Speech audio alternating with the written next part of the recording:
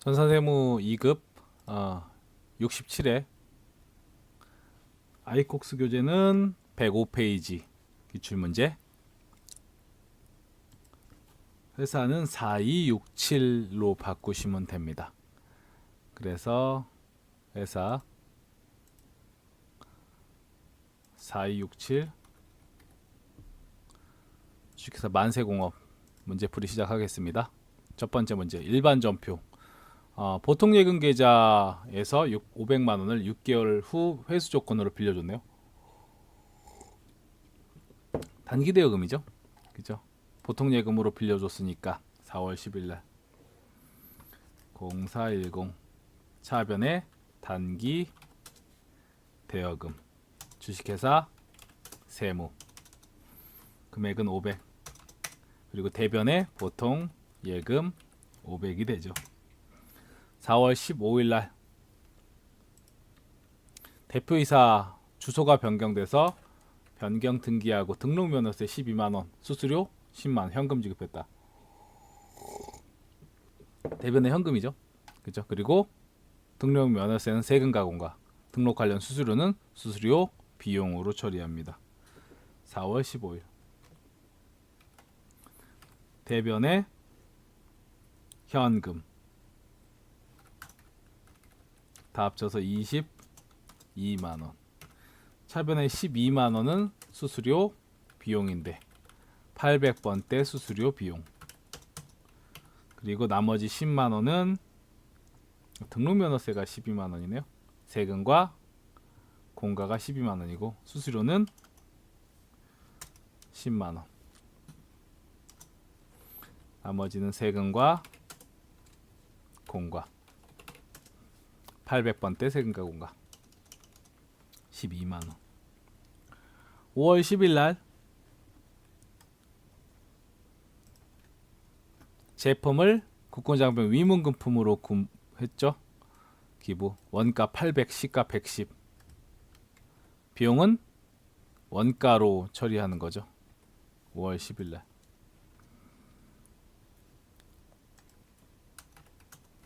차변에 기부금 80만 원. 대변에 제품 조교팔 타계정 대체 80만 원. 4번 감가상각비가 전년도 2,500 과대 계상됐대요. 그러면 감가상각 누계액도 과대 계상된 거죠. 감가상각비가 과대 계상됐다는 건 차변의 감가상각비 그리고 대변의 감가상각 누계액이라고 처리하는 건데, 감가상각비가 과대 계상되면 당연히 감가상각 누계액도 과대 계상되는 거죠. 그래서 전년도에 감가상각 누계액 과대 계상된 걸 오류를 발견했대요. 과대 계상된 오류를 발견하면 어떻게 해야 돼요? 너무 많이 처리한 거잖아. 2,500을 더 빼야죠. 감가상각 누계액을 빼려면 대변에서 차변으로 적을 거고요. 대변에는 전년도의 비용을, 전년도 순이익계산서의 비용을 줄이는 회계 처리할 거예요. 근데 지금 현재 시점이잖아요. 그죠? 전년도의 비용을 줄이면, 생각해 보세요. 전년도의 비용을 줄이면 전년도의 비용이 줄은 만큼 이익은, 비용 2,500을 줄이면 이익은 늘어나겠죠. 그럼 전년도 재무제표에는 이 이익은 잉여금 형태로 2,500이 더 들어가 있을 거예요. 그 이 이익 잉여금은 자본이잖아요. 그죠? 아니지, 가만 있어 봐. 전년도 그지, 맞지? 그지? 이렇게 돼 있어야겠죠. 그죠? 비용을 줄이면 이익은 늘어나야 되니까 비용을 줄이면 이익은 늘어나야 돼요. 전년도에 비용을 줄이면 이익은 늘어나니까 그만큼 이익이 잉여금 형태로 늘어나 있어야 된다고요. 전년도에 비용을 줄임으로 인해서 올해 이익이 늘어나야 돼. 그래서 전기 오류 수정이익 중대한 오류, 여기 중대한 오류는 이익잉여금을 늘리는 회계 처리할 거예요. 300번대 전기 오류 수정 이익 계정 과목을 쓰죠. 그래서 5월 12일 날 감가상각 누계액을 차변에서 대변으로 건물의 감가상각 누계액 2,500 대변에는 전기 오류 수정이익이고 자 900번대를 쓰시면 요거는 중대하지 않은 경우 현재 시점에 손익계산서의 당기순이익 영업의 수익에 저 금액이 회계 처리가 돼요. 이렇게 2,500 현재 시점의 손익계산서. 근데 중대한 경우가 아닌 경우는 이렇게 처리하지만 중대한 경우는 전년도의 비용을 줄였을 거라고요. 그러니까 결과적으로 전년도의 비용을 줄인 만큼은 비용 처리 많이 한 거 이익이 늘어나 있어야 되죠. 그러면 올해 시점에서는 2,500만큼 이익이 늘어나 있어야 돼요. 그때 쓰는 계정 과목이 전기 오류 수정이익 300번대입니다. 이렇게 처리하면 전기분 지금 늘어난 이익을 900번대는 영업의 수익 올해 손익계산서에 보고한 거지만 올해 손익계산서 300번대를 사용하면요 전기의 비용을 줄여서 전기 이익잉여금이 현재 시점에서 늘어나 있어야 돼요. 그래서 재무상태표에 12월로 할게요. 재무상태표에 이익잉여금 여기 전기 오류 수정이익 보이시죠? 요거만큼 더 늘어나 있어야 된다는 거야. 그래서 요거 300번대 쓰셔야 돼요. 중대한 경우 6월 10일 100만원에 취득했던 자기 주식을 모두 소각했다. 자기 주식을 소각해. 감자죠. 감자. 자기 주식 소각일 현재 공정가치는 자산이 아니기 때문에 자기 주식은 공정가치로 인해 평가를 하지 않아. 그러니까 얘는 페이크.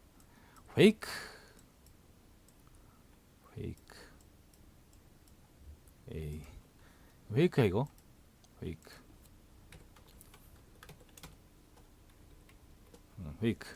필요 없는 데이터야. 우리는 취득했을 때 당시 금액과 액면 금액만 필요해요. 처음에 자기 주식을 취득했었을 때는 100이었겠죠. 대변으로 보내 소각한 거니까. 그럼 소각하면 자본금을 50만큼 대변에서 차변으로 감소시킵니다. 그럼 50만큼 감자, 차, 손이 발생하죠.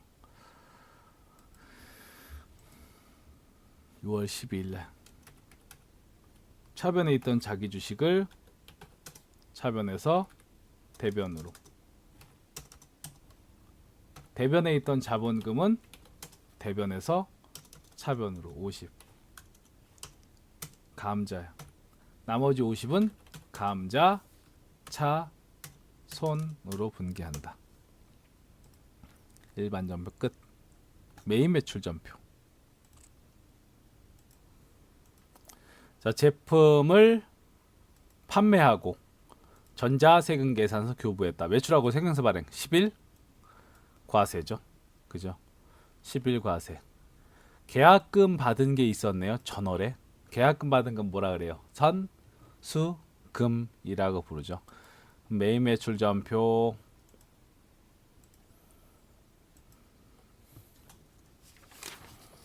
(4월 3일) 날 부가세 신고서도 4월부터 6월 열어둘게요. 메인 매출 전표 매출하고 세금 계산서 발행 10일 과세. 품목은 제품 800 부가시세 80 거래처는 알파 상사 그리고 전자세금 계산서 여 3 누르면 대변의 제품 매출과 부가세 예수금 세팅. 계약금 받은 건 선수금이었죠. 대변에서 선수금 부채니까 대변에 있었을 거예요. 차변으로. 나머지는 다음 달 말일에 받기로 했다. 외상, 매출, 금이고요. 부가가시세 신고서 10일 과세는 1번에 표시되죠. 조회 누르면 이렇게 바뀌죠. 8,300에서 9,100으로 메인 매출 전표 계속해서 4월 21일 원재료를 매입하면서 전자세금 계산서를 받았네요. 50일 과세죠. 매입하고 세금 계산 수치는 50일 과세. 80%. 지금 요게 1000만원이고 부가세 100이니까 1100이네. 1100에 80%는 880은 당좌수표로 지급하고 나머지는 다음 달에 지급하겠다. 외상 매입금이네요. 매입 매출 전표. 4월 21일 매입하고 세금 계산서 수치 50일 과세. 원재료 수량은 100개. 단가는 10만원. 공급가액은 1000만원에 부가세 100만원. 거래처는 주식회사 한영. 그리고 전자세금 계산서. 분계는 3. 부가세 대급금과 원재료. 대변의 80%. 80%란 건 1000의 80%가 아니라 1100의 80%예요. 그죠? 880은 대변의 당좌 예금이 되는 거고요. 나머지는 다음 달 말일에 외상 매입금이 됩니다. 부가가치세 신고서 세금 계산서고요. 일반 매입분이죠. 그죠? 여기에 1000과 100이 더 늘어날 겁니다. 1000과 100이 조회 1000과 100이 더 늘어났죠.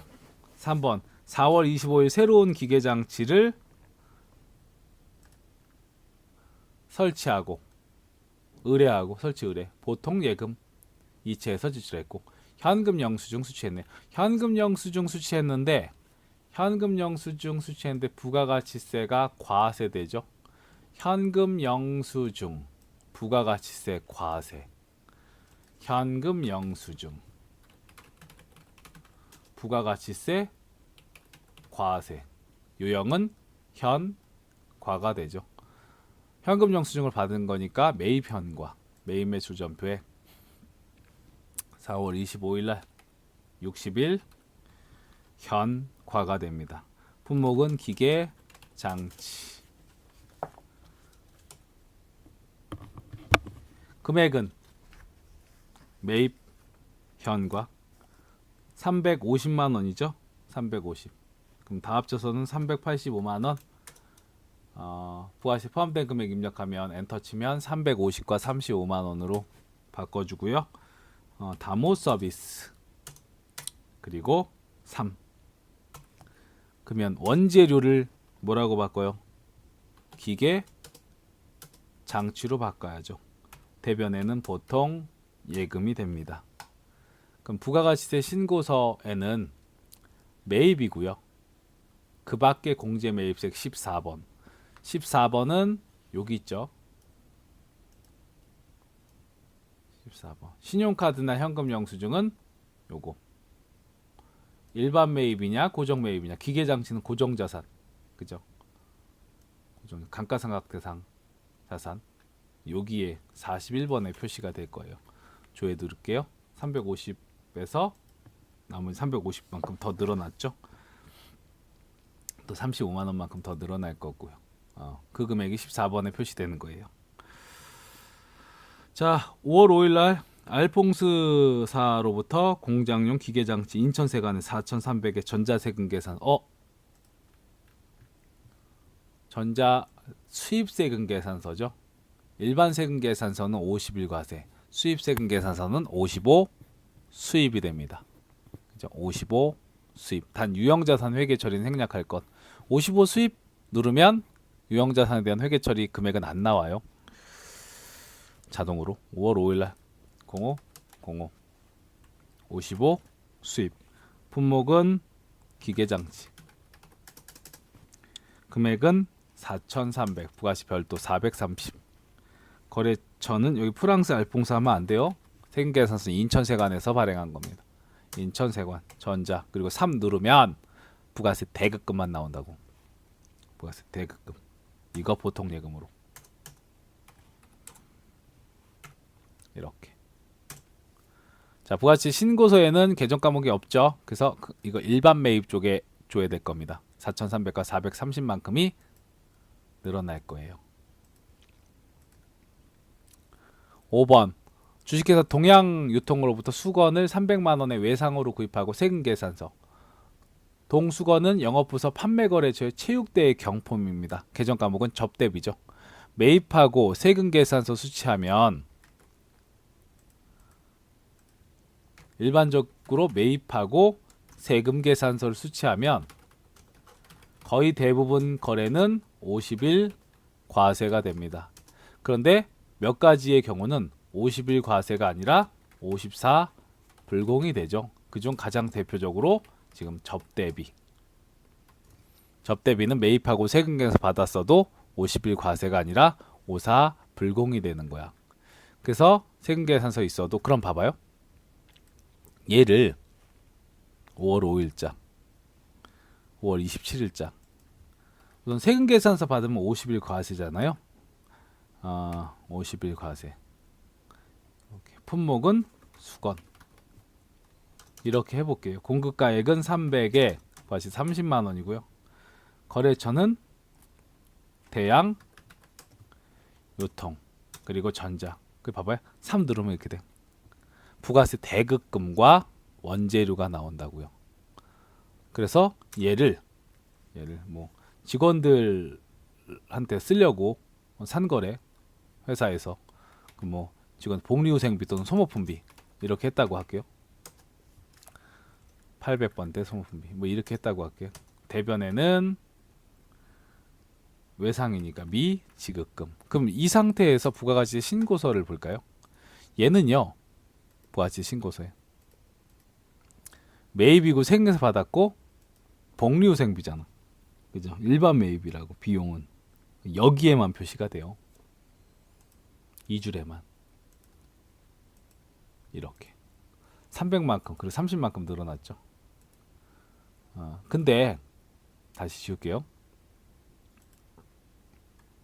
얘는 50일 과세가 아니라 54 불공이라고요. 수건 산 거 300 부가치 30. 거래처는 대양, 유통, 전자. 그 커서가 이렇게 쫙 가면서 조그만 커서가 하나 뚝 떨어져. 여기 입력하라는 거야. 항상 커서 따라다니다가 여기 조그만 떨어진 거야. 그래서 접대비, 이와 유사한 비용. 3 누르면 부가세 대급금이 안 나오고 원재료에 자동으로 포함된다고요. 이걸 합쳐서 접대비라고 하는 거야. 800번대 접대비. 대변에는 미지급금, 외상매입금 쓰시면 안 돼요. 외상키 써도 안 돼요. 외상키는 외상매입금 개정 과목을 쓰겠다는 거지, 매입 쪽에서. 그죠? 그러면 부가치 신고서에 얘는요. 우선 세금 계산서고요. 일반 비용 여기 들어가. 여기 들어갔다가 다시 어떻게 공제받지 못할 매입세액 16번이죠. 16번은 공제받지 못할 매입세 49번. 여기 표시될 거야. 그러면서 여기에 표시되면 얘가 1위로 들어오는 거야. 이렇게 볼까요? 조회 300과 32 이렇게 들어온다고. 여기 들어갔다가 여기 들어오는 거예요. 그냥 여기만 들어오는 게 아니야. 여기 들어왔다가 여기 들어온 거라고. 자, 그래서 매입 매출 전표 여기까지 하고요. 문제 3번 수출 실적 명세서 작성. 문제 3번 10점짜리. 하나는 수출 실적면 3점짜리고 그리고 부가가치세 7점짜리인데요. 수출 실적 명세서 이거 잘 봐야 돼요. 선적일 이 날짜 이전에 환가일이 있잖아. 그러면 그 환율은 환가 당시의 환율로 보셔야 돼요. 그걸로 평가해야 돼. 봐봐요. 선적일이 8월 20일인데 환전일이 8월 15일이잖아. 희로 상사. 그죠? 얘는 그러면 환가일이죠. 요걸로 과세표준 잡을 거예요. 두 번째 LA 상사는 8월 22일이잖아요. 환가일은 25일이죠. 뒤잖아. 그지? 그러면 8월 20일 선적일에 기준 환율로 하시면 돼요. 9월 17일 환가일 없죠? 그러면 선적일의 기준 환율 요걸로 하시면 돼. 얘만 선적일이 아니라 환가 당시의 환율. 어떻게 기준한다고? 선적일, 얘가 지금 선적일이야? 이전에. 지금 얘가 선적일 20일인데 첫 번째 거. 선적일 이전에 환가 한 게 있으면 이전에. 그러면 환가 당시 환율로 평가를 한다고요.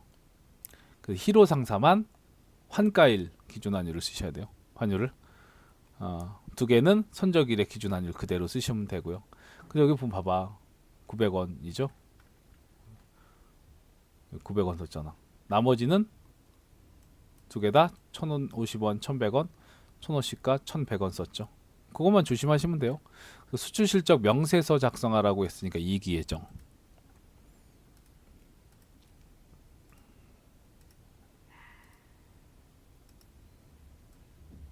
이기예정. 7월부터? 근데 이거 왜 열어? 수출 실적 명세서. 개가 짖는데 왜 갑자기 곱창이 먹고 싶지? 개가 짖으면 곱창이. 자, 7월부터 9월 수출 신고 번호.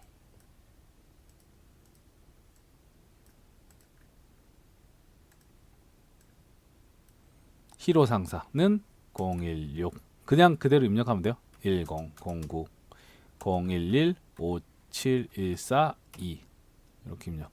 선적이 2018년 8월 20이라고요. 통화 코드는요. F2 눌러. F2. 미국.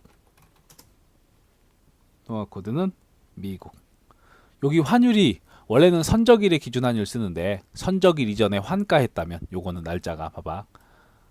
얍삽하게 환가일을 좀 요 왼쪽에다 선적일하고 환가일하고 이렇게 바꿔놨으면 좀 더 나았을 텐데 선적일 이전에 환가했잖아. 그죠? 그러면 요 900원 쓴다고. 900원. 요거 쓴다고. 그리고 LA 상사랑 킹덤 상사는 선적일의 기준 환율 요거 쓰시면 된다고요. 그것만 조심하시면 되죠. 지금 이 문제는 환율은 달러당 900원. 외환은 20만 달러. F2. 거래처는 희로 상사. 또 두 번째 LA 상사 010 15 25 04 04 66 141-3. 선적일은 2018년 8월 22일. F2 미국. 환율 1,050원. 그럼 거기 요거 놀래지 마. 얘는 점이야. 점. 콤마 아니야. 점. 0이야 여기. 점이야. 10만 달러. LA 상사. 이렇게. 또 킹덤 010 15 15 06 13 5250. 선적일은 2018년 9월 17일. F2 미국. 1100. 외환은 20만 달러. F2 킹덤 상사. 요렇게 하시면 수출 실적 명세서 3점 준 거죠. 뭐 그냥 그죠? 준 거. 저장. 요게 문제지 이제. 짜라란 짠. 요건 했고. 이기 확정 부가가치세 관련 자료 아래 자료를 반영해서 이기 확정분 부가가치세 신고서를 작성하시오. 단 본 문제안에서 당사는 부동산 임대업과 수출입업을 같이 하는 것으로 가정한다. 그래서 부가가치세 신고서 이기 확정분 부가가치세 신고서를 작성하는 거네요. 이기 확정 부가가치세 신고서 10월부터 12월. 아무것도 없네. 여기다가 직접 넣어보라는 거죠. 이 데이터들을. 이기 확정분 부가가치세 신고서를 작성하시오. 넣어보자고요. 첫 번째 1번 대손 확정된 외상 매출금 154만원에 대해서 대손세액 공제를 적용한답니다. 대손세액 공제를 적용한대요. 그럼 대손세액 공제 적용하면 대손세액 공제를 적용받겠다는 얘기잖아. 그죠? 그러면 저거 154만 원은 부가시세 포함된 금액이야. 부가시세 154만 원. 그러면 부가가치세는 얼마인데요? 나누기 1.1는 140. 얘가 공급가액이야. 공급가액. 140의 10% 14만 원이죠. 그죠? 그래서 부가세 포함된 금액을 1.1로 나누면 공급가액이 나와요. 140. 이 금액의 10% 14만 원이 부가가치세입니다. 대손세액 공제 받으면 여기 대손세액 가감란에 매출세액에서 차감이죠. 그죠? 대손세액 공제를 받으면 매출세액에서 차감이자는 대손세액 공제. 매출세액에서 차감하는 거죠. 그럼 매출세액은 과세 표준 매출세액 여기죠. 여기의 금액을 여기는 지금 플러스 양의 금액이잖아. 부가시가 내는 거잖아요. 근데 대손세액 공제를 받으면 부가가치세를 공제받겠다는 거죠. 그죠? 마이너스 14만 원. 요렇게 입력하셔야 돼요. 두 번째. 수출신고필증에 선화증권의 수출액 원화로 환산하면 2,400이다. 16 수출은 어디에 입력하죠? 영세율. 그리고 기타죠. 여기에 표시가 되겠네. 여긴 0이고요. 여기에 2,400.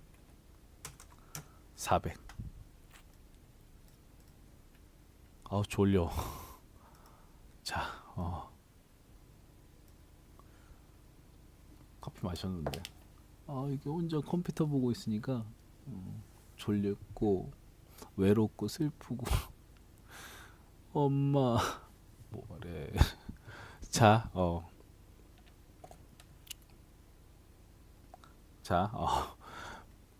아니야 온 거 아니야. 이거 난 할 수 있어. 매출처별 세금계산서 합계표 4억에 4천이죠. 세금계산서 합계표 상해니까 세금계산서 여기죠. 그죠? 4억에 4천이죠. 매입처별 세금계산서 2억 4천에 2,400인데 고정자산 매입은 없다라고 돼 있어요. 그럼 다 어디에 입력되는 거예요? 여기에 입력되는 거죠. 2억 4천에 2,400입니다. 그리고 카드 매출 770, 현금 영수증 매출 220, 그리고 현금 매출, 카드 매출, 카과, 현금 영수증 매출, 현과. 요거 두 개는 카과 현과고요. 카과 현과. 그냥 현금 매출은 부가가치세법상 입력할 때는 증빙이 없잖아요. 부가가치세 포함된 금액이고 부가가치세. 그래서 요 금액은 14 건별로 처리하시면 됩니다. 14 건별. 보면 돈 금액은 부가가치세 포함된 금액이다 라고 나와 있잖아요. 700과 70이고 200과 20이고 20만 원과 2만 원이에요. 이때 카드 매출은 17 카과고요. 17 카과. 현금 영수증은 22 현과. 현금 매출은 14 건별. 다 부가가치 과세되는데 증빙이 신용카드, 현금 영수증, 그 증빙 없는 경우죠. 그럼 17 카과랑 22 현과는요. 신용카드 발행분입니다. 여기에 표시돼요. 770과 220 합치면 990이고 900과 90. 그리고 현금 매출은 여기야. 20과 2만 원. 이렇게 표시하십니다.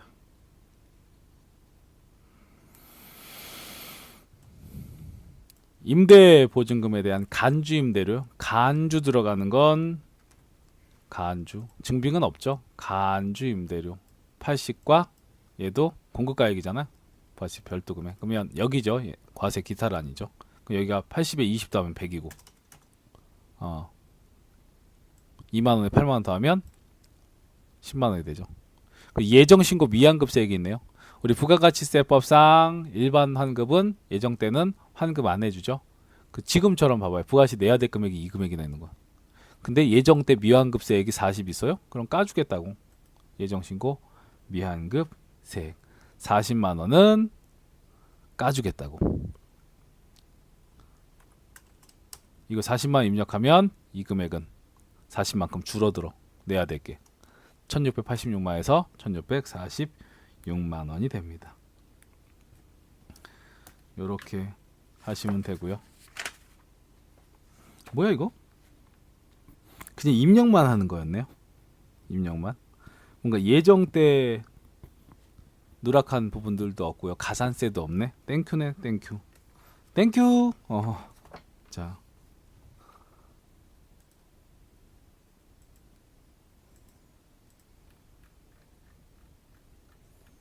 결산 자료. 화재 보험료인데 120만원 7월 1일부터 내년 6월 30까지야. 그러면 올해 보험료는 얼마만 올해 보험료가 돼야 돼요? 18년도 19년도 7월 1일부터 내년 6월 30까지잖아 이 비용은. 근데 이렇게 발생하는 거 맞아. 누가 뭐래. 근데 우리 보면 우리는 기간을 이렇게 쪼개야 된다고. 1년을. 그래서 요 부분만 올해 보험료가 돼야 되고요. 나머지 보험료는 먼저 낸 거야. 선급 뭐 비용이 돼야 된다고요. 그래서 120만 원 중에 지금 이거 반년치잖아요. 6개월. 60만 원은 보험료, 60만 원은 선급 비용이 돼야 돼. 근데 회사가 보험료 계정 중에라고 나와 있잖아요. 그럼 7월 1일 날 보험료라고 처리했을 거라고요. 확인할까? 0701 이렇게 차변의 보험료 120이라고 돼 있죠. 이 중에 60은 올해 보험료가 아니니까 잘가 차변에서 대변으로 보내요. 그러면서 차변에 그 대변에 보낸 보험료 60을 차변에 뭐라고 처리한다고요? 선급 비용이라고 처리한다고요.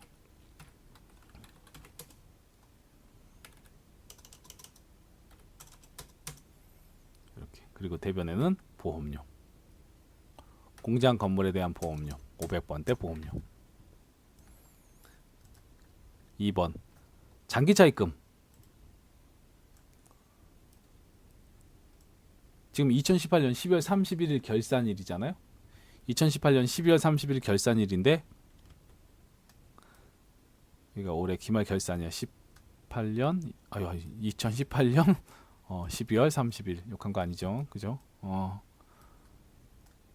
요로부터 언제까지 상환하는 거예요? 19년 9월 30. 1년이 안 되잖아. 그죠? 1년 이내잖아. 그러면 장기차입금을 유동성 대체해야죠. 대변에 있던 장기차입금을 차변에 보내면서 대변에서 차변으로 장기차입금 우리은행 금액은 1억 대변에 뭐요? 유동성 장기 부채 이렇게 처리하죠. 3번 단기매매증권 취득한 거 2,000주 주당 만원. 근데 지금 11,000원 됐네. 그럼 한 주당 1,000원씩 2,000주 200만원만큼 이익이죠. 그죠? 그럼 12월 30일 날 차변에 단기매매증권을 200만큼 늘려주시고요. 수동결산이지 이것도. 대변에 단기매매증권 평가 이익 200만원 하시면 되죠. 1, 2, 3 다 수동결산이었고요. 4번. 자, 4번도 보시면 기말재고 자산을 입력하는 거 있어. 제품은 자, 장부상은 잘 봐요. 원가가 만원이고 수량이 1000개야. 그래서 장부상은 1000만원이고요. 제공품은 원가가 5,000원, 수량 1000개, 장부상은 500입니다. 실사한 내역을 입력해야 돼요. 실사한 내역. 근데 제공품 같은 경우에는 제공품 우선은 시가도 5,000원이고 원가도 5,000원이고 그죠? 그리고 수량도 1000개 1000개. 그러니까 얘는 지금 재고자산 평가 손실도 안 나오고요. 감모 손실도 안 나와. 왜냐면 1000개고 이거 1000개잖아. 그죠? 그럼 1000개 곱하기 원가랑 같아 금액이. 그죠? 그러니까 1000개 곱하기 5,000원. 그래서 500만 원이야. 500만 원. 그러니까 제공품 500 입력하면 돼요. 근데 제품은요. 봐봐요. 수량은 1000개 단위당 원가 만원. 시가도 만원이니까 평가는 필요 없을 거고요. 근데 수량이 몇 개예요? 900개잖아. 900개. 900만 원이라고. 900. 900. 그럼 100만 원만큼은요? 100만 원. 뭐 때문에 지금 생긴 거죠? 왜? 1000개인데 실제 900개야. 차이 나는 거 100이죠? 그죠? 재고자산 수량기 인한 손실을 재고자산 감모 손실이라고 불러요. 수량기 인한 손실.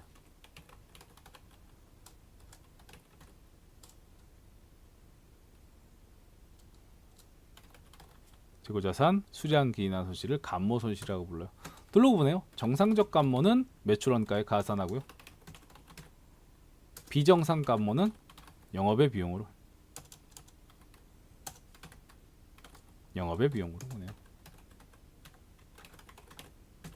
정상 감모는 매출원가 가산, 비정상 감모는 영업의 비용. 근데 이 문제 잘 보세요. 감모 손실과 관련한 결산 정리 사항만 입력하시오라고 되어 있죠. 그럼 뭐만 하라는 거? 100개에 대해서 수량 1000개, 실제 900개, 차이 나는 거 100개 곱하기 단위당 원가 10,000원이죠. 그럼 얼마? 100만 원에 대해서 재고자산 감모 손실만, 재고자산 감모 손실은 수동 결산이죠. 차변에 재고자산 감모 손실 100만 원. 대변에 제품. 제품이 대변에 나갔네. 뭐 해야 돼? 조교 8.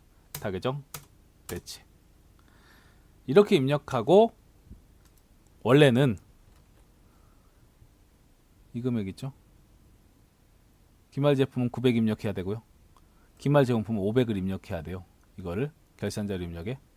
저는 입력할게요. 여기 결산 정리 사항만 입력하라고 했으니까 입력해도 답으로 인정하고 안 해도 답이죠. 왜냐면 결산 정리 사항 감모 손실에 대해서만 입력하라고 했으니까. 근데 원래는 이렇게 하고 실제 금액 900만 원, 제품은 900, 제공품 500 입력해 줘야 된다고요. 좀 이따 입력할 거예요, 이거. 5번 감가상각 대상자산. 전표에 고정자산 등록 없이 입력하래요. 고정자산 등록 없이. 여러분 감가상각 방법 정액법.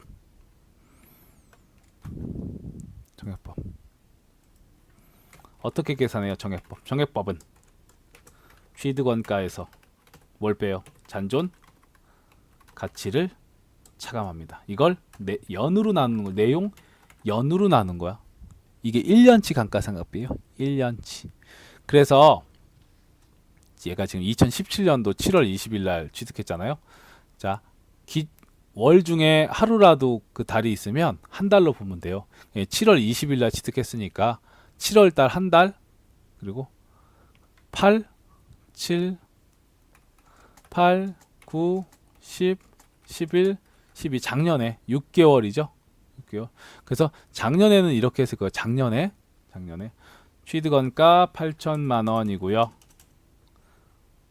이걸로 아니면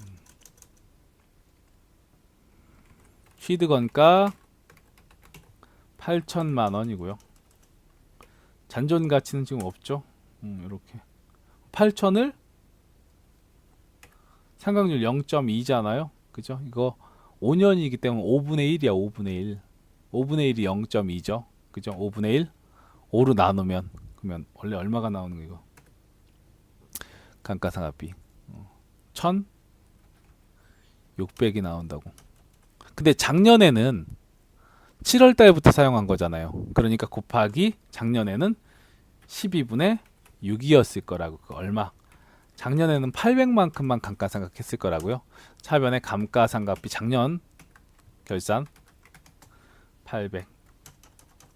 대변에 감가상각 누객 800이었을 거라고. 근데 올해는요? 올해는 감가상각비 얼마여야 돼요? 1600이죠? 그렇죠? 1600. 대변에 감가상각 누객 1600. 이렇게 된다고. 그래서 올해 감가상각비는 1600이에요. 정액법 외우고 있어야 되죠. 그죠? 고정자산 등록해도 되지만 생략할게요, 그건. 그래서 1600만큼을 뭐 생략해 할게. 해서 요거 만약에 고정자산 등록 없이라고 돼 있잖아.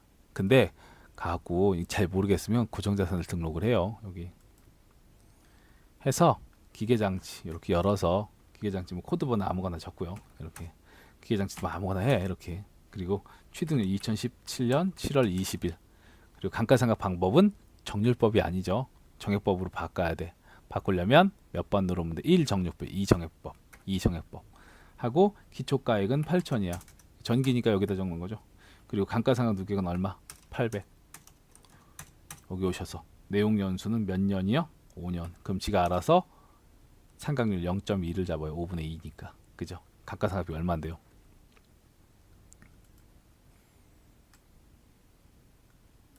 삼각범위 한도에 1600이잖아. 그치? 그럼 어떻게 하면 돼요? 그리고 하고 F5 삭제 이렇게. 이렇게. 그럼 입력 안 한 거죠 우리. 그치? 1600만큼을 결산자료 입력해. 1월부터 12월. 우선은 1600 감가상각 입력할 거고, 아까 전에 4번 있죠. 4번은 수동 결산했으면 끝이에요. 근데 원래는 재고자산 평가도 해야 되니까 컨트롤 F 눌러서 기말 엔터. 기말 상품은 없고요. 엔터. 기말 원재료 없고요. 엔터. 기말 제공품 얼마 입력한다고요? 실제 금액 900만 원 입력한다고. 그리고 컨트롤 F 다시 엔터. 기말 제품은 500. 이렇게 입력했어도 답이라고. 그리고 컨트롤 F 눌러서 감가상각비. 요거는 800번대 감가상각비네. 지금은 5번은 제조니까 엔터. 500번대 감가상각비. 500번대 감가상각비에 기계장치 있죠.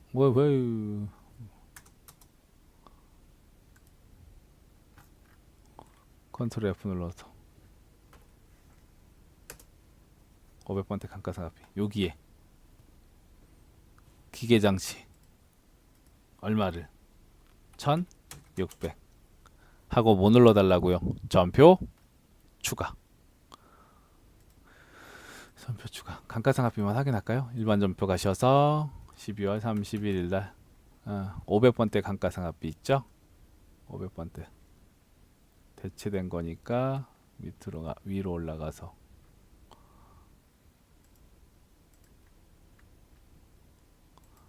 차변의 감가상각비, 대변의 감가상각 누계액이죠. 문제 5번. 원천징수.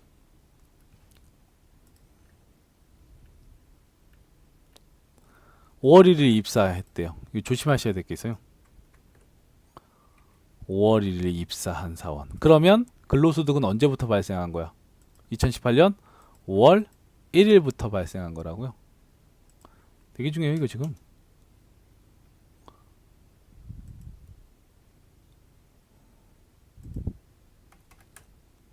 그래도 그냥 할게요. 이렇게 중요한 거.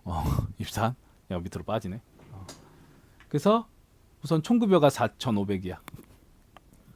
시민경사원 세부담 최소화. 부양가족 명세서 잡아.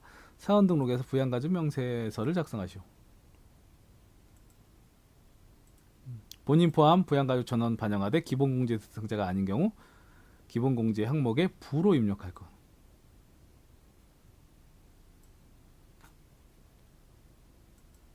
공제 못 받으시는 분들은 기본공제 항목에 입력 안 하는 게 아니라 입력한 다음에 부로 빼라고요. 부로. 그래서 우선 소득 나이는 놔두고 소득부터 볼까. 소득. 총급여 2,400. 배우자. 공제 돼요 안 돼요? 총급여는 얼마까지 괜찮다고요? 500까지. 목 아파. 500까지. 500까지. 그래서 배우자 조태호는 공제 대상이 아니죠. 총급여가 500이 넘으니까. 그죠? 총급여가 500이 넘죠. 그래서 연령 요건, 배우자 연령 요건은 검토 안 하는데 총급여 근로소득 있죠. 500 이하여야 돼요. 근데 2,400이니까 배우자 공제 안 되죠. 시부 시모 시아버지 시어머니 돌아가셨네. 4월 25일 날. 자, 돌아가셨어도 사망일 전일을 기준으로 판단합니다. 4월 25일 날 돌아가셨지만 보통은 12월 31일 기준이잖아 다. 그죠? 근데 사망과 장애는 사망일 전일 그리고 장애 치유 전일로 판단합니다. 4월 그게 무슨 얘기냐? 4월 25일 사망 전은 그러면 4월 24일이죠. 4월 24일을 12월 30일이랑 똑같은 기준으로 보겠다는 거야. 그러니까 4월 24일 날 살아 계셨던 거죠. 그러니까 4월 이번 달 2018년도 공제 받을 수 있다고요, 아버지. 그리고 심호 중증 환자네요. 중증 환자. 연령은 판단 안 하고 소득은 판단할 텐데 소득 없으시죠.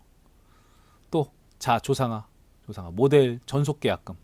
일반적인 모델들 있잖아요. 계속적 반복적인 모델 전속 계약금은 사업소득입니다. 근데 상하는 그 기타 소득이라고 돼 있죠. 아마 조상아 모델 그 계약금이잖아. 그런 거 텔레비전에 보면 가끔 일반인들 모델 하잖아요.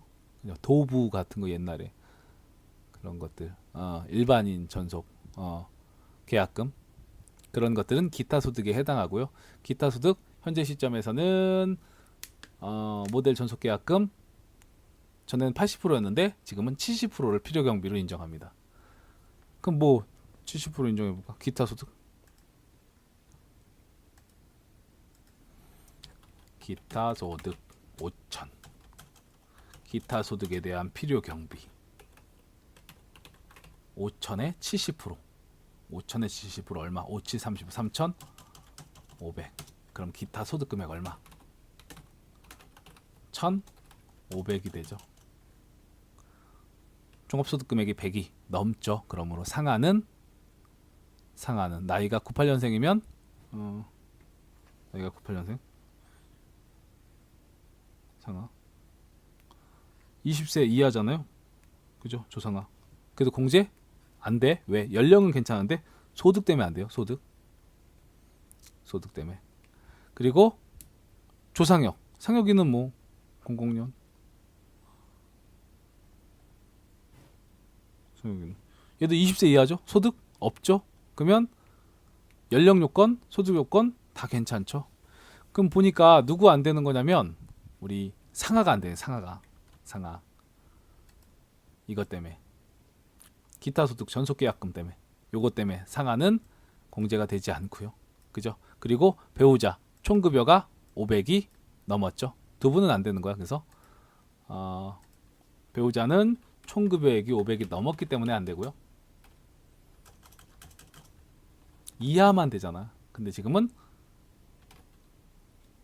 총급여가 2,400이니까 안 되고요. 그리고 상하는 기타 소득 금액이 너무 많죠. 그죠? 기타 소득 5천에 필요 경비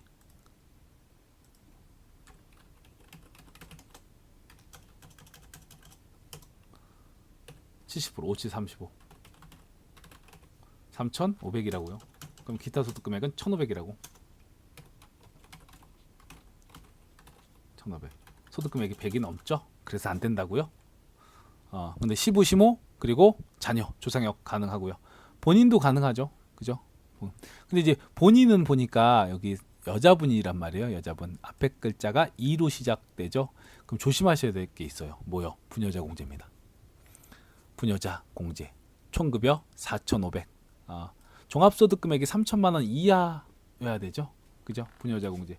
그럼 이 분이 부녀자가 공제야? 부녀자 공제가 될지 안 될지에 대해서 여러분들이 사실 정확하게 판단을 해야 되는데 부녀자 공제. 자, 부녀자 공제 다시 배우자 아니 시민경 부녀자 공제. 우선은 추가 공제 사항이죠. 부녀자 공제.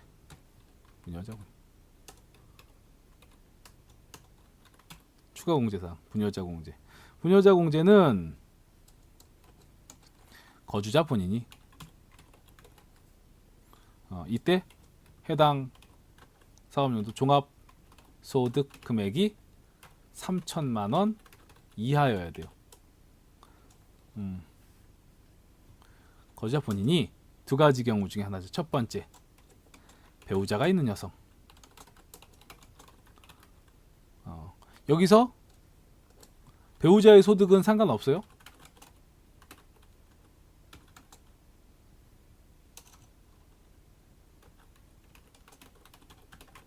이거 공제할 때는. 두 번째, 배우자 없는 여성. 기본 공제 대상자인 부양가족이 있는 세대주 본인.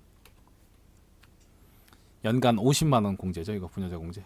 그래서 연간 50만 원 공제.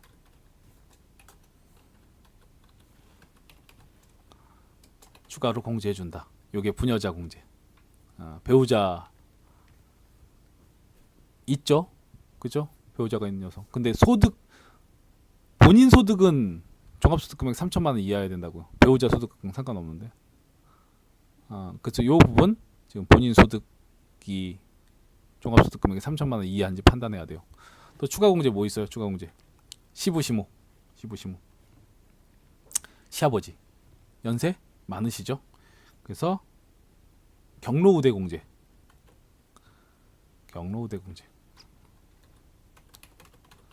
이거는 연세가 몇 살이셔야 돼요? 기본 공제 대상자가 70세 이상인 경우. 그럼 1인당 100만 원이죠. 경로우대. 그리고 여기 시모는 항시 치료를 요하는 중증 환자, 장애인이죠. 장애인 공제. 장애인 공제는요, 기본 공제 대상자가 장애인인 경우, 그러면 1인당 200만 원 공제죠. 이런 것들을 판단하시라는 얘기죠. 사원 등록 클릭하셔서 시민경님, 시민경 부양가족. 그럼 시민경님 제일 먼저 그 기본 본인 받고요. 이거 받을 수 있냐는 거, 부녀자 공제. 종합소득 금액이 3천만 원 이하. 요거 판단은 원래대로라고 한다면요, 근로소득이 지금 총급여가 4,500이잖아요. 그럼 여러분들이 4,500에 대해서 근로소득 공제를 여러분들이 해보셔야 돼요. 근데 근로소득 공제를 외우기에는 우리가 그런 것까지 외울 필요는 없거든요. 사실은 여기까지만 아시면 돼요. 자, 근로소득 공제 외우시는 거 아니에요. 근로소득 공제 외우는 거 아니야. 그냥 할게요. 자, 근로소득 공제는요, 상용 근로자에게 적용을 해줄 거예요. 근로소득 공제. 상용 근로소득자.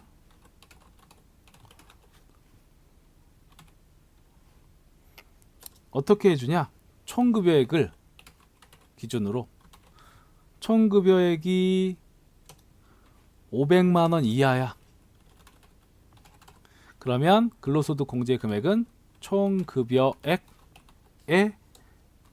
70%를 공제해 주고요. 그리고 500만 원을 초과해요. 500만 원 초과 1,500 이하야. 나 헷갈린다 막. 1,500 이하야. 그러면 500까지는 350만 원이죠. 500까지 플러스 나머지 초과되는 금액 있죠. 어떻게 총급여액에서 500 빼야지. 이 금액에는 40%. 이렇게. 이거 얼마야? 400인가 이거? 1000에 40, 400. 그죠? 400. 요거 400하고 350하고 지금 750이죠. 750만 원. 이렇게. 그러면 또 1,500에서 초과 3천만 원. 4,500만 원. 헷갈려. 4,500만 원 이하는, 얘는 우선은 750만 원, 아까 전에 계산한 금액 있죠? 플러스 총급여 에서 1,500 뺀 거.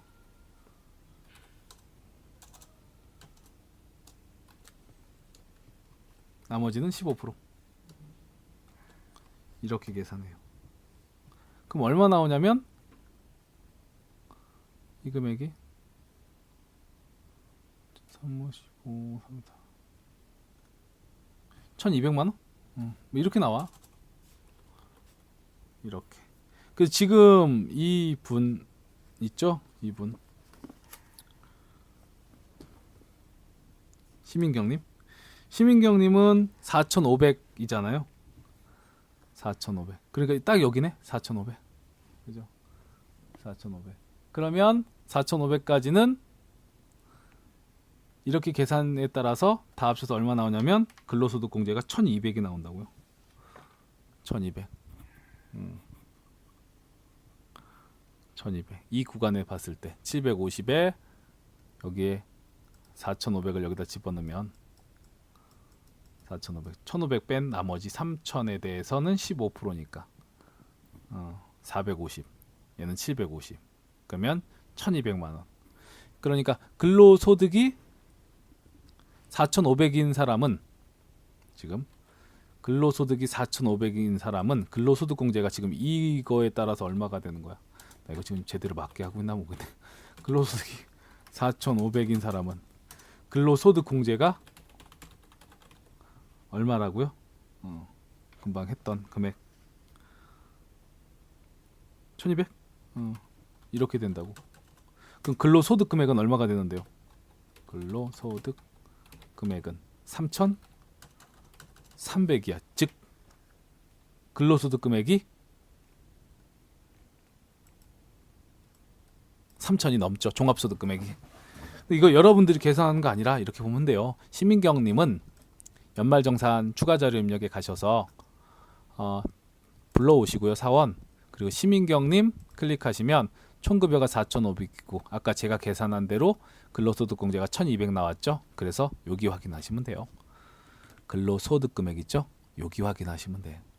요게 3,000이 넘는다고요. 그래서 종합소득 금액이 3,000이 넘어. 그러므로 시민경님은 분여재 공제를 받을 수가 없습니다. 이렇게 된다고. 자, 그리고 조진수님. 시부죠, 시부. 배우자의 직계존속이죠. 시모도 그렇고요. 2번 조진수님. 주민등록번호 조진수 420-806 1173915. 그러면 연세가 60세 넘으셨고 70세도 넘으셨잖아요. 소득은 없죠. 올해 돌아가셨어도 올해까지는 공제가 가능해요. 그래서 60세 이상이시고 그리고 주민번호 치면 알아서 경로 우대 공제가 자동으로 되죠. 또 시모 하지수님. 오, 할머니신데 이름이 뭔가 되게 젊은 틱한데요. 그럴 수 있지, 그죠? 500914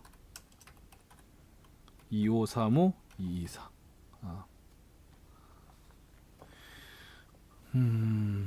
요새는 뭐 60 넘으시고 뭐 할머니 같지 않으시죠? 그죠? 이렇게. 그리고 지금 60세 이상 하셔도 되고요. 어머니 중증 장애잖아요. 그죠? 저기 중증 환자. 그러면 장애인 하셔도 돼요. 60세 이상 하시고 장애인 체크하셔도 되고요. 장애인 하시면 기본공제가 장애인 되면서 장애인의 자동으로 체크가 됩니다. 근데 이때 장애인은 무슨 장애인으로 바꿔야 돼요? 중증 환자. 이렇게 바꿔주셔야 돼요. 하지수. 아직 뭐 병원에서 중증 환자 이거 있잖아요. 이거 뭐 병원도 잘 모른다고 그런 데가 많다고 그러더라고. 빨리 다 활성화되고 해야 되는데, 그죠? 이렇게 중증 장애인. 너무 빨갛다.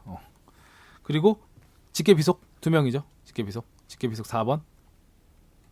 이거야. 자녀 입양자. 그죠? 직계비속 4번이에요. 여기는 이 직계비속은요. 자녀의 자녀, 손자녀 있죠? 자녀의 자녀, 손자녀. 여기 5번은요. 손자녀. 또는 5번에 뭘 또 입력할 수 있냐면은 저기에는 그거 있어요. 그 직계비속이 장애인이야.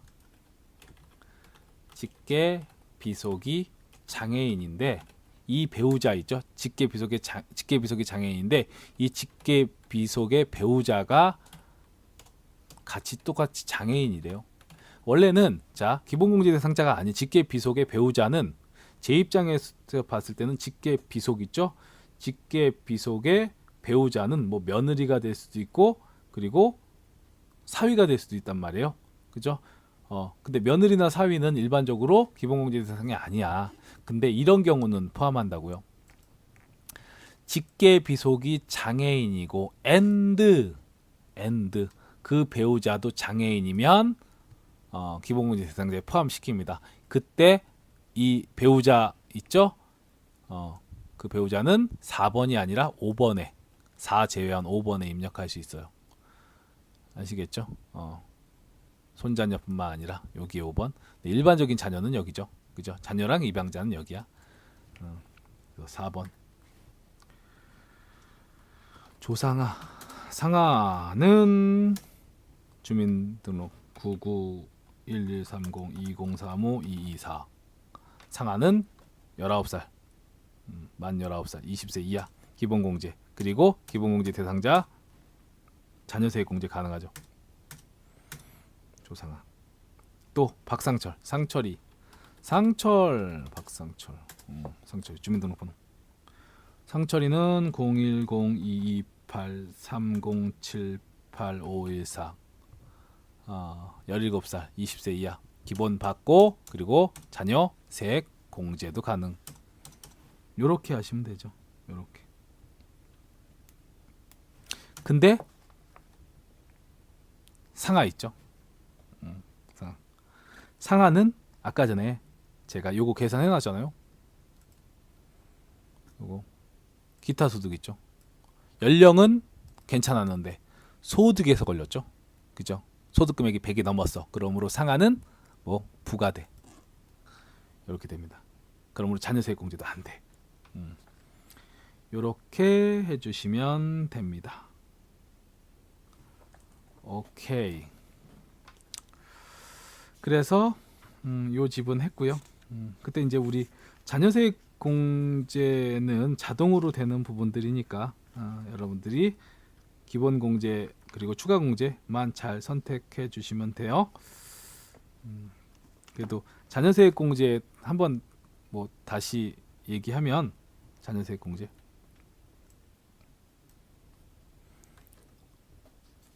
정리하면 자녀세액 공제 자녀세액 공제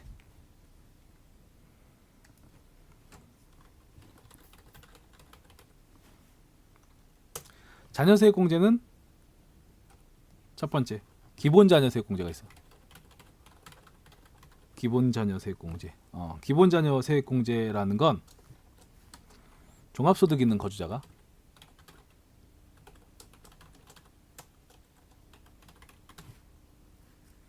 기본 공제에 해당 기본 공제 자녀. 여기서 기본 공제 자녀라는 건 우리 자녀뿐만 아니라 입양자하고요. 그리고 위탁 아동도 포함합니다.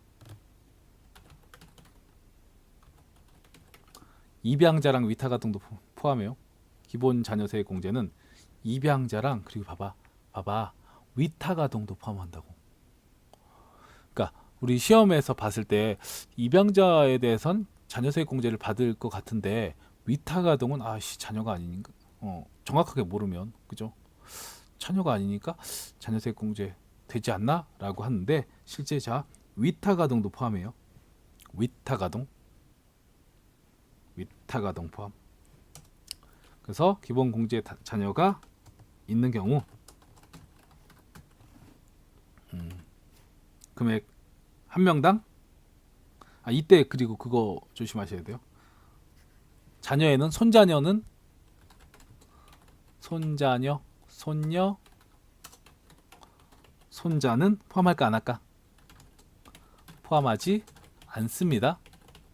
우리 보통 이제 아이들 많이 키우고 손자 손녀 분들 케어하고 계시는 분들 있으실 텐데 같이 집에서 자 손자 손녀는 기본 자녀세액 공제 포함하지 않아요. 입양자랑 위탁 아동은 포함하는데 손자 손녀는 기본 자녀세액 공제에 포함하지 않는다.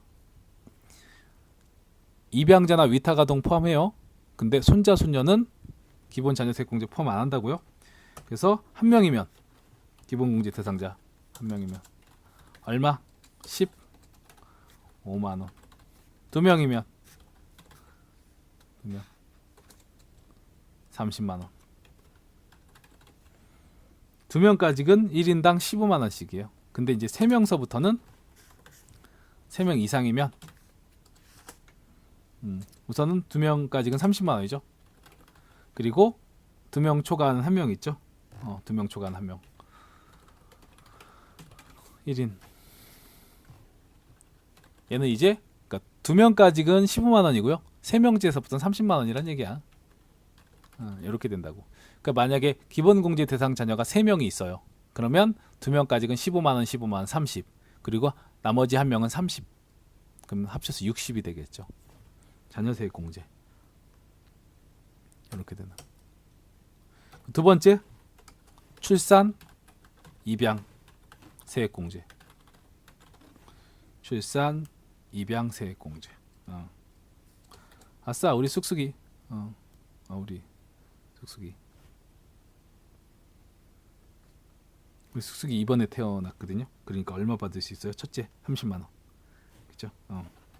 해당 과세 기간 출생하거나 입양 신고 기본 공제 대상자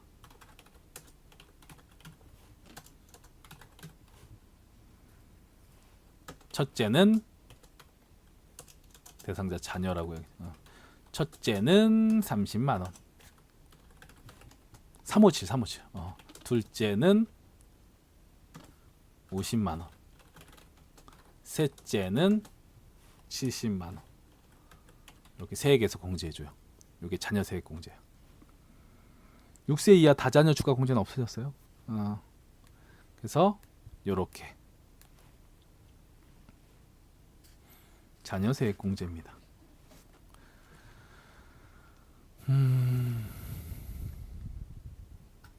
그래서 여기는 답에는 요거 아직 예전 거라 나와 있죠. 그죠? 6세 이하 다자녀 추가 공제가 없어서 우리는 자녀랑 출산 입양만 나오잖아. 자녀랑 6세 이하 다자녀 없어졌다고요? 2번 계속 근로자 박성민 씨 총급여 5,400인데 잘 봐요. 입사일이 4월 1일이야. 입사일이 4월 1일. 그럼 이제 우리가 뭐 할 거냐면 연말정산 추가 자료 입력하는 거잖아요.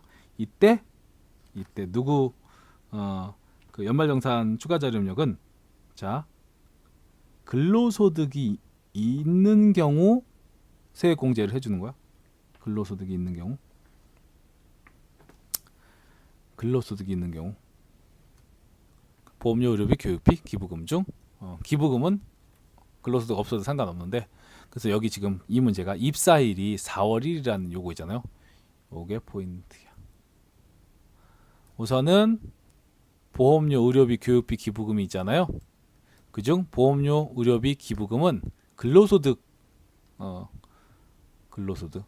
근로소득이 있어야 공제를 받을 수 있다고요. 근로소득이 발생했었어야. 근데 보세요. 2월 달이야. 2월 달. 보험료. 그리고 의료비도 3월 달이야. 4월 1일이 그 입사일이죠. 그러면 요 부분은 공제를 받을 수 없다고요. 이 부분은 아시겠죠?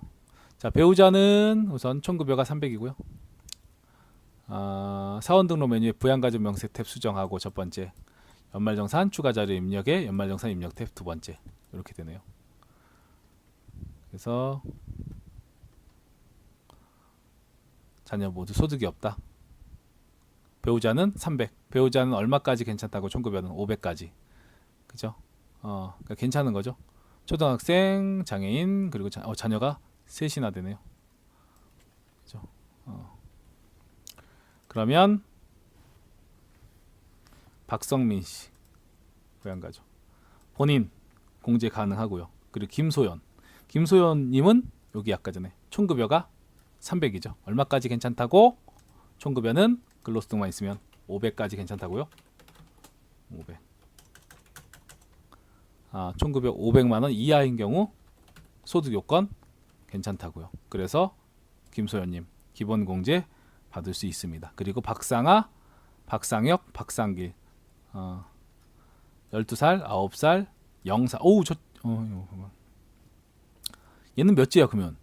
셋째죠. 그죠? 그래서 기본공제 받고 그리고 자녀세액공제 기본공제 대상자. 상혁이도 기본공제 받고 자녀세액공제. 상철이도 기본공제 받고 자녀세액공제 받고 그리고 출산, 입양 몇째예요 얘? 몇째? 하나, 둘, 셋째잖아. 그죠? 첫째를 셋째로 바꿔주셔야죠. 그죠? 70만 원 세액공제. 이렇게 하시면 되죠. 그리고 상혁이는 장애가 있네요. 박상혁은 장애가 있죠. 그래서 기본공제 받고 모두 해야 돼요. 장애인. 장애인 공제까지. 장애인 복지법에 따른 장애인. 아무 없으면 장애인 복지법에 따른 장애인으로 입력해 주시면 됩니다. 요렇게 입력하시면 돼요. 요렇게. 또는 얘를 아예 그냥 장애인이라고 해도 돼요. 이거를 바꿔도 돼요. 애초에 뭐 이렇게 돼 있으니까 여기까지. 그리고 연말정산 추가 자료 입력 가셔서 박성민님은 지금 이 상태에서 봤을 때는요. 봐봐요. 총급여가 5,400이고 근로소득 공제가 이 금액이야. 그럼 근로소득 금액이 4,155만 원이죠. 그리고 종합소득 공제, 기본공제, 추가공제 있죠. 쭉 받은 거야. 그래서 받아서 종소과표가 얼마가 나오냐면 지금 이 시점에서 이 금액이 나와요. 종소과표. 그래서 산출세액 세율을 곱하면 산출세액은 이 금액이 되고 그리고 세액공제 뭐 여기 자녀세액공제 있죠.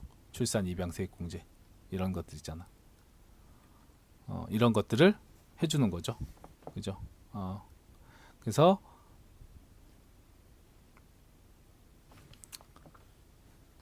출산 셋째는 357 70만 원이었잖아.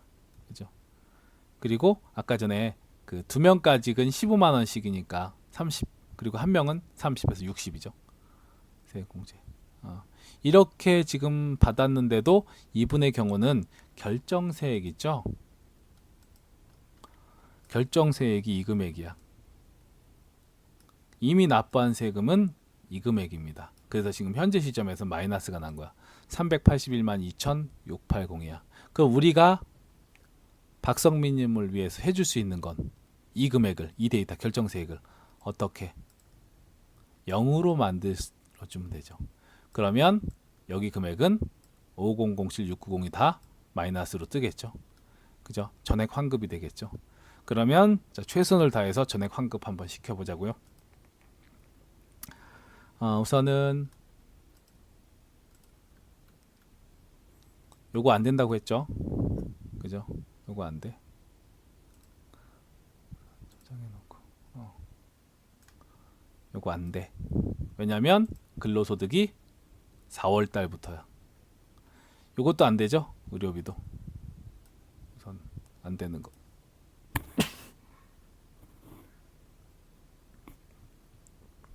그럼 자 보험료는 연령 요건, 소득 요건을 다 검토해야 돼요. 보험료는 연령 요건, 소득 요건 다. 여기다 쓸까 이거는? 연령 요건, 소득 요건 다 검토. 연령 요건 검토. 그리고 소득 요건도 검토해야 돼요. 근데 김소연님은 배우자잖아요. 배우자는 우선 연령은 판단 안 하고요. 소득만 판단합니다. 자동차 보험료 김소연님 거 공제 가능하죠. 저축성 보험은 안 되죠. 우리 보험료는 보장성 보험만 되는 거예요. 그래서 이것도 안 돼. 장애인 전용 보장성 보험 상여기 가능하죠. 그죠? 장애인 전용 보장성. 실비 보장성 보험 박상철 본인 거잖아요. 가능하죠. 그죠? 요렇게. 그래서 보장성 보험료 일반 보장성 보험료 50과 40만 원이 있고요. 장애인 전용 보장성 보험료는 70만 원이 있네요. 이 부분 안 된다는 거 기억 잘 하세요. 이거 4월 달부터 근로소득이 있었으니까 4월 근로소득 세액공제잖아. 이거 근로소득 특별세액공제잖아. 그러니까 근로소득 지출 전에 발생한 지출액은 근로소득 발생 전에 지출한 보험료는 대상이 아니라고요. 그래서 의료비도 마찬가지 3월달 안 되고요. 질병치료비 박성민 가능하죠. 질병치료 본인 거. 성형수술비. 자, 아무 말 없으면 성형수술비는요. 미용 목적 성형수술비예요. 미용 목적. 쌍꺼풀 앞트임, 뒤트임 이런 거 있죠. 미용 목적 성형수술 안 돼. 아무 말 없으면 미용 목적 성형수술이야. 여기 지금 보니까 그런 얘기들은 없거든요. 그러면 미용 목적 성형수술이라고 보면 돼요. 여기에 성형수술비가 치료 목적 성형수술비라면 가능합니다. 그리고 시력 교정용 안경 의료비 공제 가능하죠. 단 시력 교정용 안경은 1인당 얼마까지만 가능해요? 50만 원까지 한도죠. 50만 원까지. 그리고 교육비는 자, 의료비는 연령 요건, 소득 요건 이거 안 했네. 의료비는 연령 요건, 소득 요건 아무것도 검토 안 합니다. 의료비는 연령 요건도 검토 안 하고요. 그리고 소득 요건도 검토 안 해요. 교육비는요. 교육비는 연령 요건 검토 안 해. 대신 소득 요건은 검토합니다. 초등학교 방과 후 수업료 가능하죠. 장애인 특수교육비 가능하죠. 주일에 미술학원비. 이게 학원비는 누구만 가능해요? 학원비는 취약전 아동만 가능해요. 근데 지금 상한은 초등학생이죠. 그죠? 학원비는 누구만 가능하다고요? 취약전 아동만 가능하다. 학원비는 취약전 아동만 가능.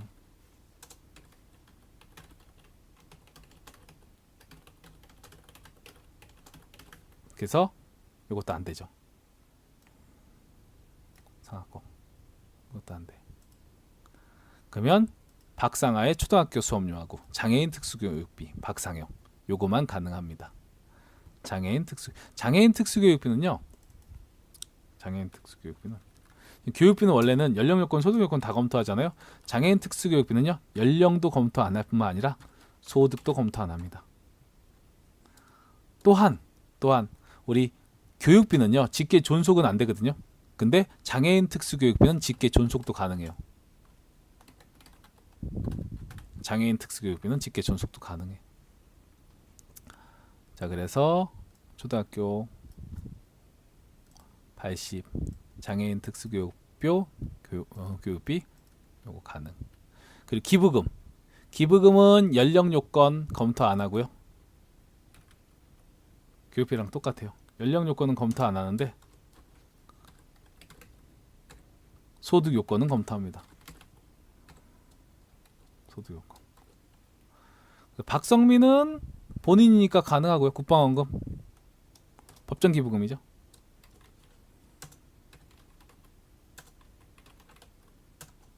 종교단체는 종교단체 기부금. 김소연은 누구냐면 배우자. 연령 요건 검토 안 하고 배우자는 애초에 총급여 500이죠. 총급여 500 이하는 괜찮죠. 300이니까 가능하죠. 종교단체. 다 가능하네. 이렇게. 신용카드는 연령 요건 검토 안 해요. 신용카드는 연령은 검토하지 않는다. 단 뭐는 검토해요? 소득은 검토합니다. 소득은.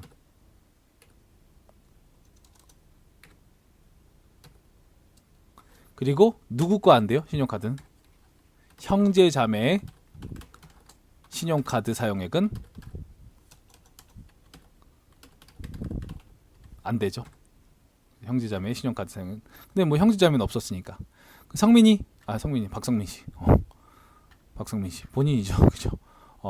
박성민 본인은 신용카드 소득공제 가능한데 여기에 재산세가 있네요. 재산세 공제돼야 안 돼요. 재산세는 공제되지 않습니다. 그죠? 그러므로 여기서 800에서 30만 원을 빼야 돼요. 재산세. 770만 원만 공제가 가능해요. 세금 뺀 거. 700. 신용카드 김소연. 자, 신용카드는 연령 요건 검토하지 않지만 소득 요건 검토해야 되는데 김소연 아까 배우자 1900, 500 이하. 그죠? 괜찮죠? 근데 이게 그러면 240인데 전통시장이 있으니까 140은 신용카드 구분해줘야죠. 신용카드 140 그리고 전통시장 100만원 이렇게 구분해야죠. 현금 영수증 박상아 상하 자녀 가능하죠? 75만원. 근데 이것도 대중교통 40 있네요. 구분해줘야죠. 35만원은 현금 영수증, 40은 대중교통. 이렇게 구분해서 입력해 주시면 되겠네요. 이렇게 현금 영수증 요거 상하 현금 영수증은 35만원 그리고 대중교통은 40만원. 이렇게 해야죠. 주식회사 이젠 컴퓨터 아카데미가 가렸네요. 그지? 선전하는 건가? 자, 이렇게 해서 입력하시면 되겠죠. 이렇게. 그러면 요거를 연말정산 추가 자료 입력에 가서 목 아파. 보장성 보험료. 아까 보장성 보험료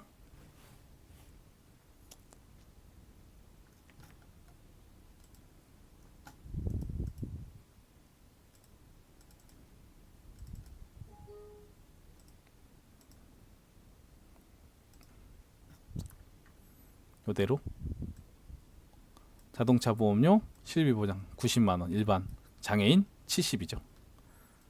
그래서 일반 보장성 보험료는 여기 90만원 장애인 보장성 보험료는 70만원 좀 줄어들었네. 보장성 보험료 그리고 의료비는 질병치 박성민 본인이죠. 그리고 시력 보정용 안경은 50만원까지만 공제 가능해요. 135만원과 50만원 더블 클릭 본인 135만원 그리고 일반 한도 50까지 50 확인. 그리고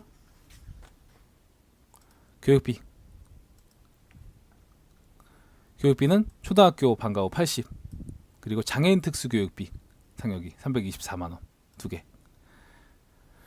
교육비 초중고 80 확인.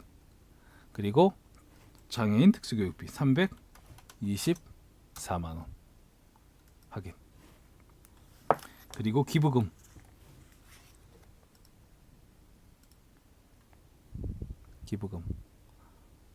본인 거 25만원 법정 그리고 배우자 거 120 종교단체 기부금. 법정 기부금 25만원 그리고 종교단체 당회 기부금 120만원. 조금만 더 하면 되나? 조금만 좀 더 심을래요. 신용카드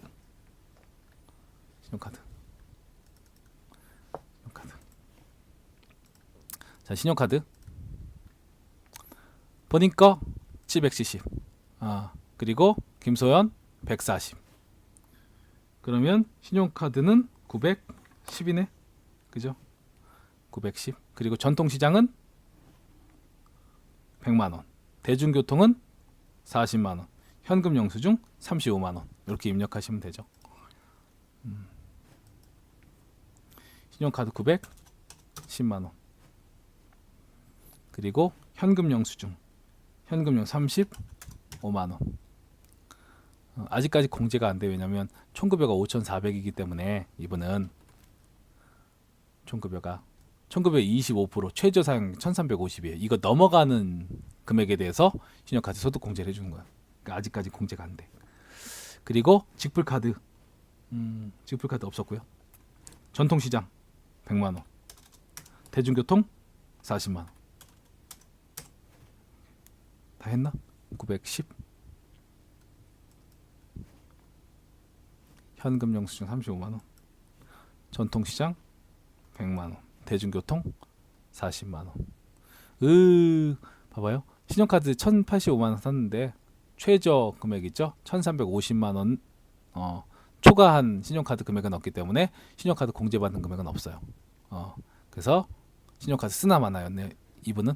그죠? 공제로 봤을 때는. 그래서 결정세액은 이 금액이 되네요. 자, 그래서 결과적으로 우리 박성민 씨는요, 이미 납부한 금액이 연말정산 통해서 이미 납부한 금액이 기납부세, 요건 이제 원천징수한 거죠. 매달 507만 690원. 그리고 연말정산을 통해서 어떻게 결정세액이 124,005가 나온 거야. 차이 마이너스로 나와요. 이거만큼 환급이라고요. 연말정산 할 때, 2월달에 연말정산 할 때 급여에 더해서 이 금액을 더 준다라는 겁니다. 내가 낸 거 다시 돌려받는 거죠. 그죠? 이렇게까지 해서 1시간 26분 걸렸네요. 그래서 한 문제 또 풀고 좀 쉬도록 하겠습니다. 실내의 이름 이병진이었습니다.